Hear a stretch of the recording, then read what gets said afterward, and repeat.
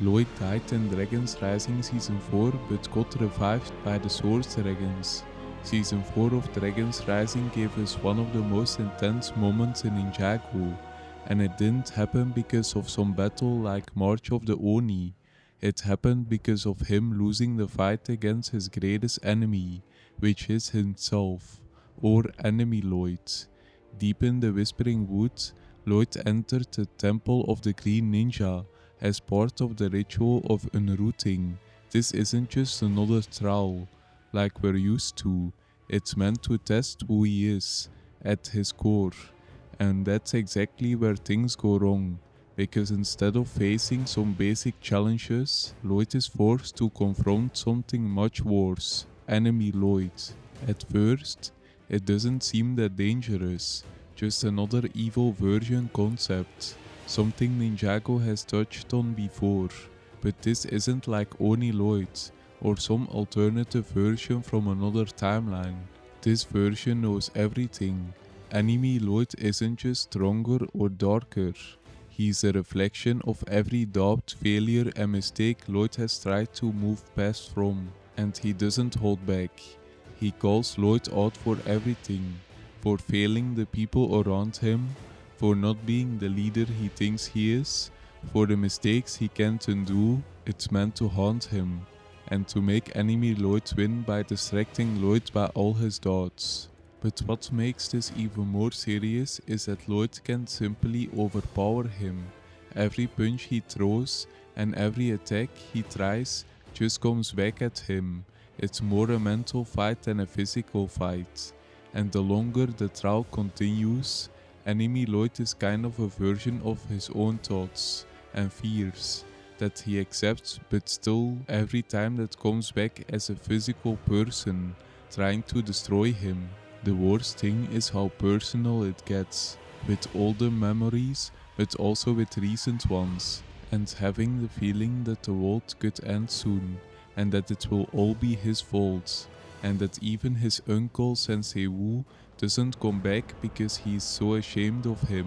As the trial continues, enemy Lloyd keeps pushing further. He doesn't just attack physically, he attacks Lloyd's identity. He tells him he's not enough, that he never was, that everything he's built as a green ninja is a lie, and slowly you can see it working. But Lloyd can do the same thing to enemy Lloyd, like telling all his mistakes, cause he would just name his own mistakes, so it wasn't really possible to win. There's a moment during the fight where Lloyd is on the ground hanging off a cliff, and enemy Lloyd keeps haunting him, telling what a failure he is. After that he kicks Lloyd off, and he falls off the cliff through glass in his vision, and the trial has basically ended, and he lands in the Source Dragon Void. But this is where things take a turn, because while Lloyd fails the trial in the traditional sense, something bigger steps in, the Source Dragons, flow, motion and the most important, energy. They see what happened, but for a moment, Lloyd actually died, since the Art Dragon of Life expected Lloyd to not survive the trial, so he basically died for a moment, and fell in the Source Dragon Void. They understand the outcome, and by all logic, this should be the end. The trial was failed, the Green Ninja fell, but Energy sees something different. He realized that Lloyd was never meant to pass the trial the normal way, because Lloyd's powers was never about perfection, it was about connection, not the kind that comes from winning or being perfect, but the kind that comes from connecting. From the way Lloyd's power has never really been about what he can do alone, it's always been about what he can do with the people surrounding him. So the Source Dragon of Energy resurrects him in a way and he gets sent back to the trial. But he fully understands now what the elemental power of life is all about, and he unlocked his true potential. And then we see him connecting to every ninja, giving some kind of connection and giving them green eyes, which was one of the coolest moments. And shortly after, Lloyd unlocked Dragonis form, and he's now fully connected to life, and the merge lands, and he can feel everything connected to life. Even though he failed the traditional trial, he still succeeded in the end.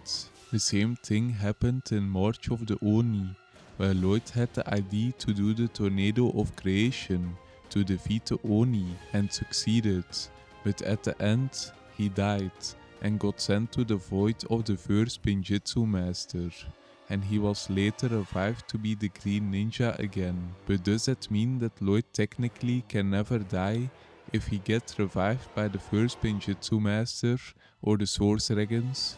Cause then it feels less special and serious in dangerous situations if he can just get revived as easily. But there might be a limit to how many times you get sent to the first Pinjitsu master and the Source Dragon's voids, since he only went to both one time. Lloyd died multiple times, but these 2 times he actually gets revived. And here's the thing, enemy Lloyd wasn't entirely wrong. Lloyd isn't perfect, he has failed, he has let people down, he made mistakes, and he can't take any of that back. All of that is true, but that was never what made him the Green Ninja. What makes him the Green Ninja is that he keeps going anyway, that he connects, he keeps growing, and in this moment, instead of running away from his failures, he accepts all of them. And that's the thing, Enemy Lloyd never could understand, because Enemy Lloyd is built entirely on those failures. He is a version of Lloyd that believes the mistakes are the whole story, but Lloyd, as he gets older, is more used to dealing with failure and doubts than in the beginning, but he never had the feeling to give up. Even in the final battle, he found a way to give the ninja their confidence again, after losing the first battle against the Overlord. But at that moment, Lloyd doesn't just survive, he evolves. He unlocked a new Dragonis form that looks like the previous dragon form from Crystallized, but it's a whole different form. It's a form that showcases who he is now, not defined by fear or failure, and not carrying all of the weight of every mistake, but shaped by all of it, every loss and every moment he doubted himself. It's all still there, but now it means something different. The same Lloyd who fell off that cliff comes back stronger, and that's what makes this such an important moment in Ninjago. Not just that Lloyd almost died, but he didn't almost die because some villain or himself overpowered him. He almost died because he believed he wasn't enough, because for a moment he stopped seeing himself as a Green Ninja and started seeing himself the way Enemy Lloyd saw him, and the fact that he pulled himself back from that, found connection when everything was telling him to let go, that's what makes him Green Ninja worthy, and even more because he's more than a regular Green Ninja. Enemy Lloyd was a cool short concept in the show, and the fact that Lloyd actually died for a moment and needed to get resurrected by the Source Dragons is insane. If you enjoyed this video, don't forget to like and subscribe. Thanks for watching.